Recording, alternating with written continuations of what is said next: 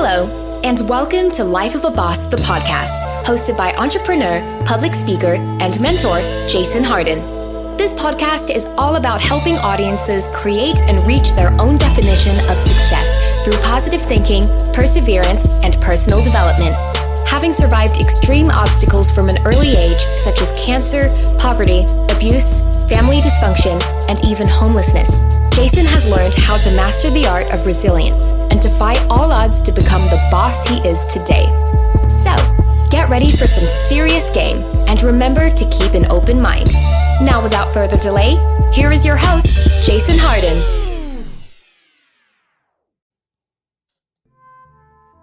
Hello and welcome back to another incredible episode of Life of a Boss, the podcast. I am your host, Jason Hardin, and I am very, very grateful to be here.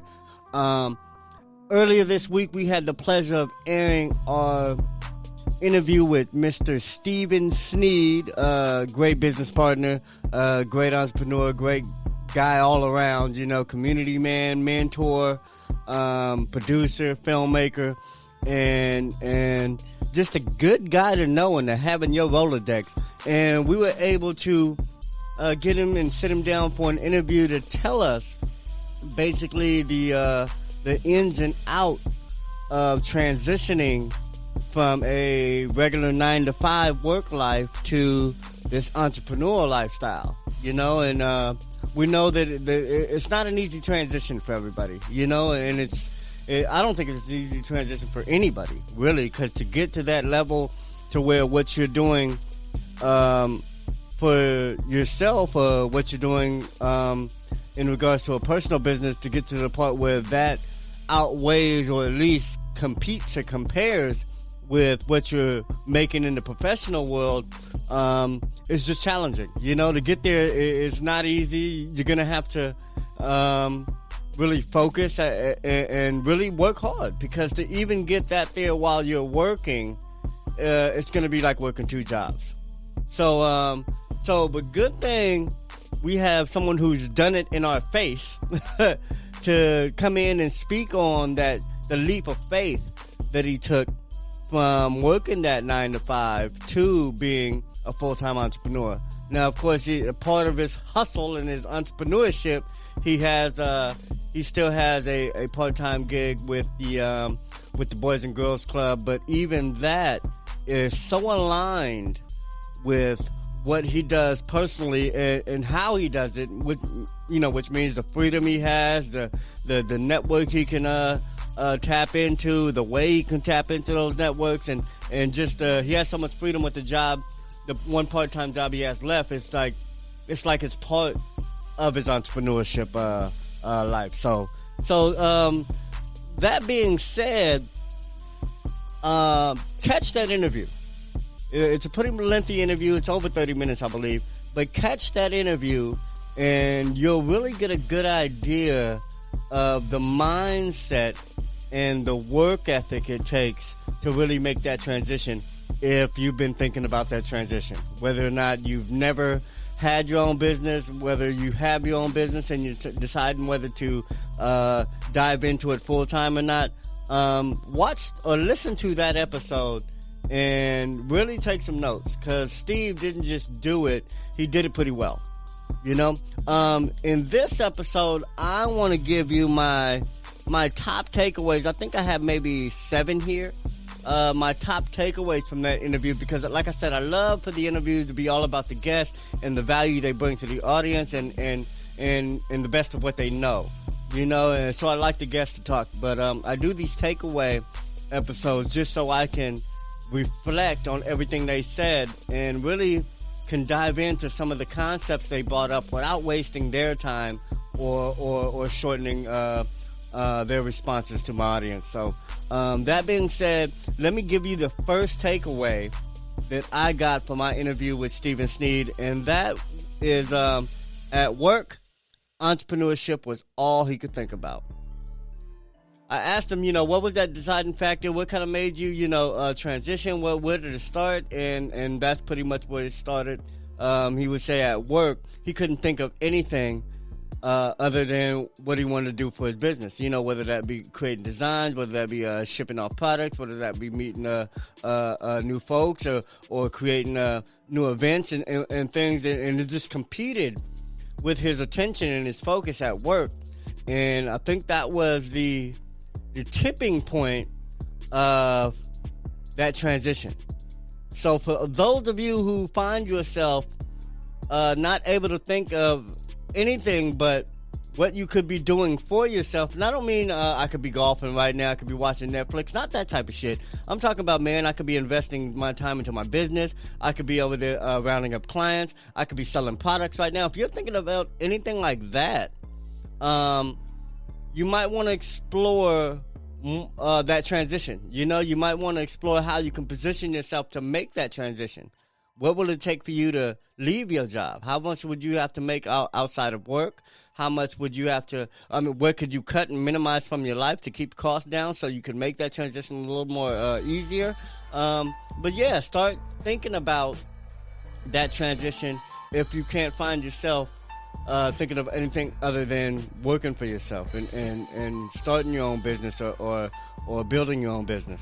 So that was the first thing that stood out, is he couldn't think of anything else at work. And I know the feeling well, because I remember when I'd be at security, I used to do security guarding, that don't even make a sense. I used to be a security guard, and I used to I hated the job because it was so mundane, it was whatever, but I used to love it because it gave me the freedom to think.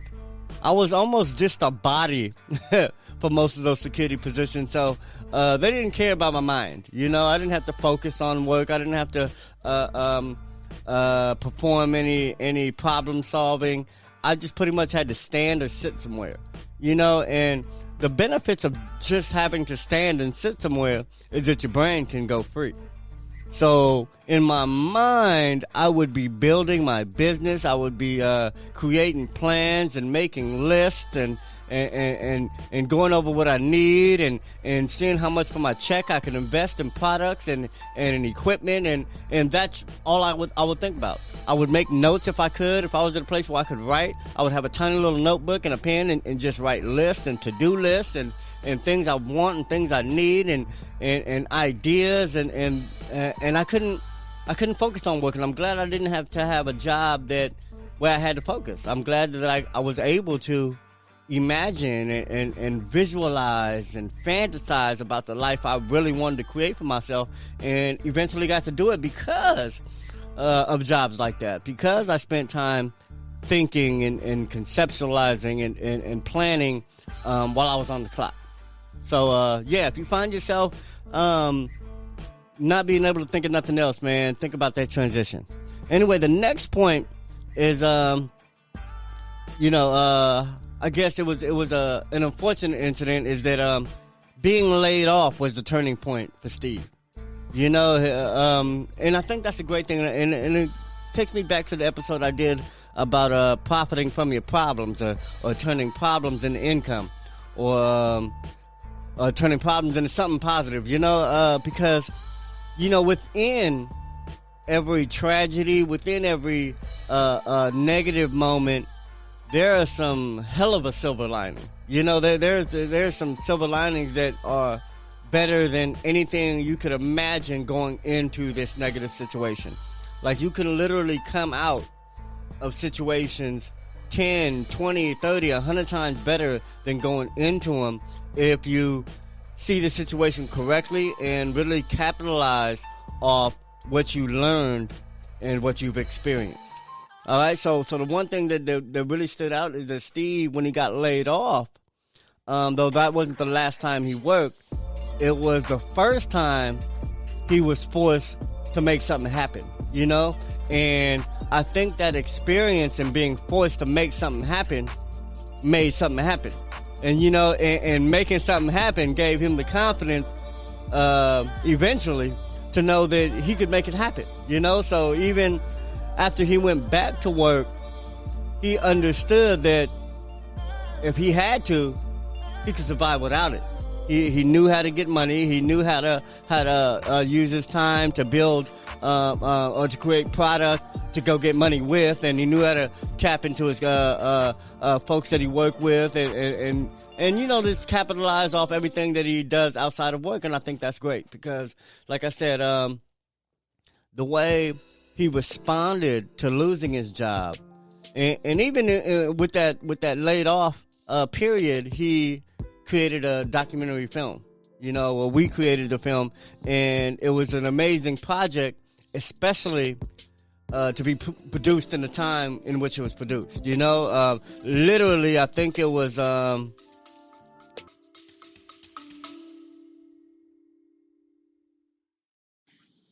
Hey, it's Christina Nicholson here from the Become a Media Maven podcast. I'm a former TV reporter and anchor, and if you're a business owner, you're going to want to check out Become a Media Maven because I am not holding back when it comes to sharing my experience in the newsroom, what works, and what'll get you in the national spotlight. You don't need to hire a PR agency like mine. Just listen to the podcast where I share all of my secrets, and I talk to some pretty cool people too. Like 10 months from conception to watching it in the Lemley Theater on Colorado Boulevard. Like, seriously, like from the idea of it to being able to watch it in a movie theater happen in less than a year. And that takes focus. That takes focus, that takes teamwork, and that takes a lot of know-how that he didn't have to practice while he was at work. He didn't have to tap into his network and tap into his skills and really capitalize on all the things he knew how to do while at work. But when he was laid off, he had to. So it was a good experience and learning experience for him to feel that and to know that he can do that. For when the time came for him to want to make that transition, it helped. All right. The next thing I wanted to say is that Steve had to tap into his network. I said that before, but let me expand on that. Steve really had to tap into his network. And I don't think that we really understand how powerful our networks are. And I'm going to tell you, remember it like this. Network sounds a lot like net worth. You feel me? Network sounds a lot like net worth. And I'm going to tell you, they damn near equal the same thing. Your network equals your net worth. If you hang around 5 millionaires and successful business owners and entrepreneurs and heavy hitters, you have a very strong network, because your network is not just what you have, it's the accumulation of an average of the closest people you hang with. That's what they say. They say your net worth is the average of the total net worth of you and your 5 closest friends. That's what they say. So if you got 5 6-figure earners in your network, your close network, then you pretty much, your net worth is damn near 6 figures. You know what I'm saying? Even if you got a minimum wage job, really, literally, your net worth is still up there, because everybody you have access to has it.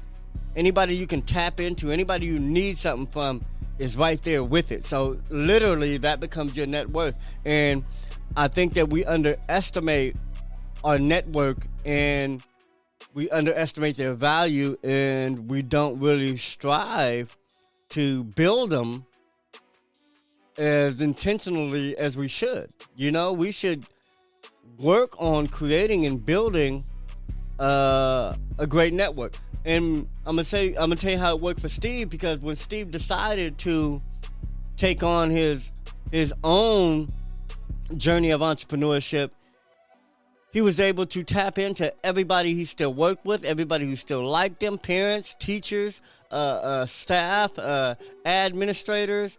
He was able to tap into everybody who had value that was still in his network, because they were still in his network. They still liked him. They still cared about him, still wanted to mess with him, still wanted to deal with him, still wanted to work with him. So when he had products he offered it to him. When he had services, he offered it to him. When he had questions and comments and he needed help, he went to his network. He asked people to be on his interview. He asked people for donations for the film. He asked people to buy a shirt. He asked people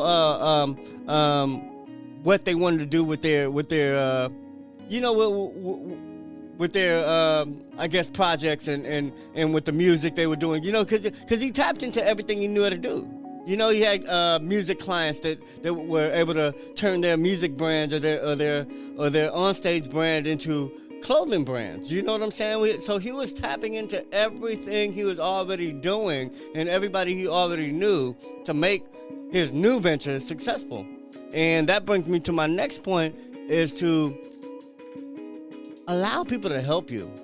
And I say it all the time because I have a big problem with it. I don't ask for much. I really hate asking, and it's a negative feeling, and I get negative results from not asking. And believe me, it doesn't come from a positive place. I don't ask because I fear rejection sometimes. I don't like being told no. I can admit that. I hate being told no. So I don't ask sometimes even if I think the possibility of someone telling me no is there. So I'm breaking out of that. Slowly but surely, I'm becoming more vulnerable. I'm letting people know that I ain't got it all figured out and that I need help sometimes. And I think that is a much healthier way to progress because it gets things done. It definitely helps you move forward, and it allows you to figure things out a lot quicker than you would alone. So get help. Allow people to help you. Allow people to buy from you. Allow people to teach you. Allow people to guide you. Allow people to give to you. Allow people to refer you to someone else. Like I said, man, and don't just allow them. Invite them to. Invite people to spend with you. Invite people to help you. And invite people to give you advice or to show you the rope. Then invite people to assist you in some way, to help you progress in some way, because like I said, man, we can't do it by ourselves. Success is a team sport. It's a lifestyle, but it's also a team sport, man. It takes a lot of people. It takes the world, even your enemies, man. Your enemies help make you better. People that can't stand you help make you better. Help get you where you want to go. Why? Because now you know how to deal with people like that. And there are plenty of people on this planet who don't like you. There are plenty of people who won't understand you, who won't support you, who won't care for you, who won't buy your stuff, who will tell you no. You have to know how to navigate through that, just like you have to know how to navigate through people that want to work with you, want to deal with you. And you got to do both in a healthy manner. You got to process both in a healthy way. You know what? That brings me to my next point. Like I said, if you don't use your network, you lose your network. You know what I'm saying? When people give you their card and say, call me, you know what? Call them. You know what? Call them. And if you don't know what to call them for, you ask them. If you have no idea, like, man, the city councilman just gave me his number and said, call him, If you have no idea what to talk to him about, ask him. Like, man, so you got me on the phone, man, what could I be doing? Well, how can we help each other? What should I be doing? I do this, and that. What should I be doing? How can I get better? How can I get whatever it is that I want? And let people know what you want. People that you're really tapping into, man, let them go. Be honest, be candid, be transparent. Let them know what you're really trying to accomplish. Don't have people on your team and you just basically have that hidden agenda. You know what I'm saying? You have ulterior motives. You want them for something, but you're not really letting them know why you want them around. Man, tell people, man, there's nothing you can do better to me than to tell me what the hell you want as soon as I meet you. The first thing out your mouth better be what you want. I will respect you forever if you come at me like that. But if you dance around, you ask me a bunch of silly questions, and you're dancing around the bush, and you're being vague, and you're making me damn near beg you to tell me what the fuck you want, man, I'm not playing that game. And I'll make sure to play stupid, and I'll make sure I don't give you what the hell you want. Because I don't play that game. But if you tell me exactly like, hey, Jay, I need $500, and this is why, man, I'll hear you out. I might not got $1 for you, but I'll hear you out. But if you ain't coming at me correct, man, or honest or candid or directly, man, I can't even hear you out. And that's why when you need something from people, you ask them and you let them know. And you let them know why. Let them know what you need and you let them know what you're trying to accomplish with it. And you'll get a lot of things done. Like I said, man, tap into your network and you'll get a lot done. My next point is even while you're working, you have to invest in yourself. Even when you have a great job, I say even if you're top executive, CEO, whatever, man, I hope you're investing some of that paycheck into yourself, into your own business, into your interests, into your passion, into your hobby, into something that you love to do outside of that position, because you never know when you'll have to fall back on it. You know, you'll never know. Like I said, people usually avoid being entrepreneurs and prefer being an employee for the security. But I'm gonna tell you one thing: there is no such thing as security. And if nothing taught you that better, if nothing taught you that better than the pandemic, I don't understand. You know, because the pandemic showed you that it didn't matter what you did, it didn't matter who you were, it didn't matter what you were good at. If that shit wasn't an essential job, you damn near lost your job. You know what I'm saying? It didn't matter if that wasn't somebody that provides food or health services to somebody, you lost your job. Meaning I don't care how secure you thought you was, you lost your job. And you had to run to that unemployment. And to be honest, that left a lot of people, though a lot of people did get paid more on unemployment than they would have working, what it did was made them lose sight of where their next paycheck was coming from outside of that unemployment. You know, when they had no idea when that was gonna stop. So it just left people so insecure. Everybody who thought they had all that security, man, it left them insecure. They didn't know what was gonna happen next. They didn't know when EDD was gonna run out. They didn't know about PPP and when that was gonna run out, or if they was even gonna qualify. They didn't have anything that made them feel secure. You know what I'm saying? And some that really felt secure and was spending up all their money like the shit was gonna keep coming, they messed up too. You know what I'm saying? So you always have to invest in yourself. I don't care what, man, I used to work with the city, and I used to have employees that made more money than me because I was working through a program. It was like an experienced hands-on program, and I was working with real city employees, and they had real city salaries and benefits and all that. And some of them were younger than me, you know, and I used to ask them, like, man, what do you do with your money?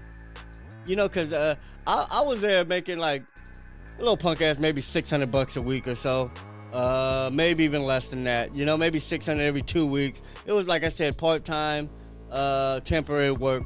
And like I said, with my little $600, I'd flip the shit out of it. You know, I was still a full-fledged entrepreneur when I was working this job, so there was nothing that I couldn't do with the $600 because I had other money coming in, and then the $600 covered other projects, expenses, and it was like a bonus, you know?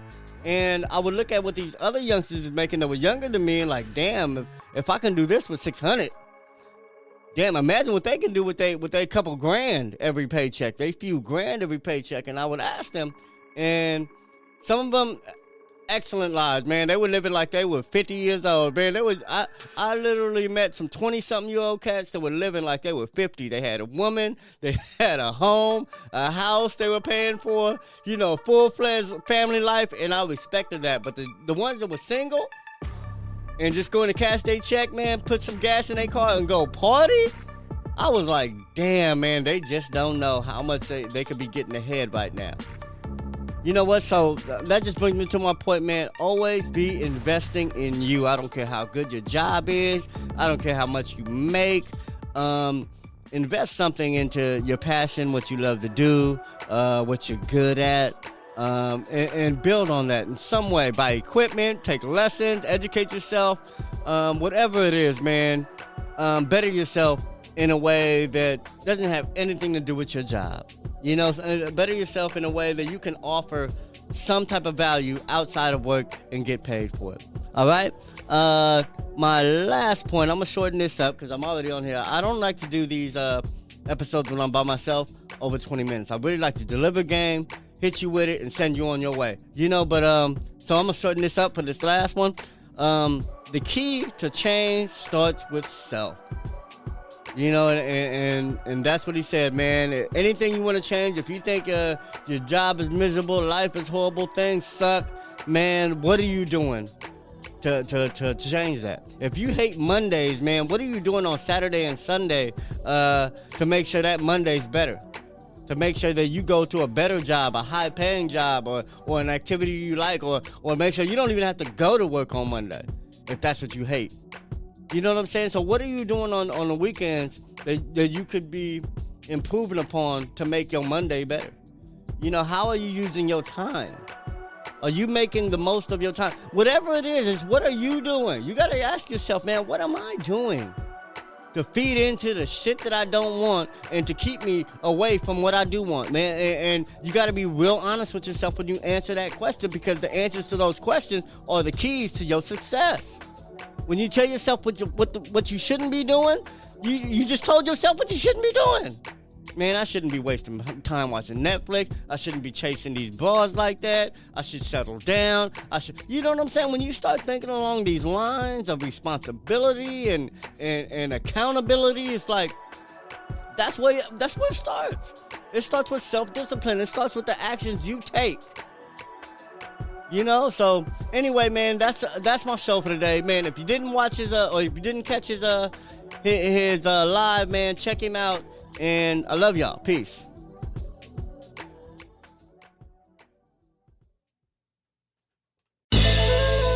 Did anything stand out to you in today's show? If so, let us know. Your questions, comments, and concerns are important to Jason, as he is determined to always deliver to you only the most impactful information and content. Until next time, please subscribe, like, comment, share, and leave a review whenever possible. You may visit lifeofaboss.net for more episodes and great resources to help you become the absolute boss that you were meant to be. You can also follow Jason on Facebook, Instagram, and Twitter at Hardin. Thank you. And to never forget that success is a lifestyle.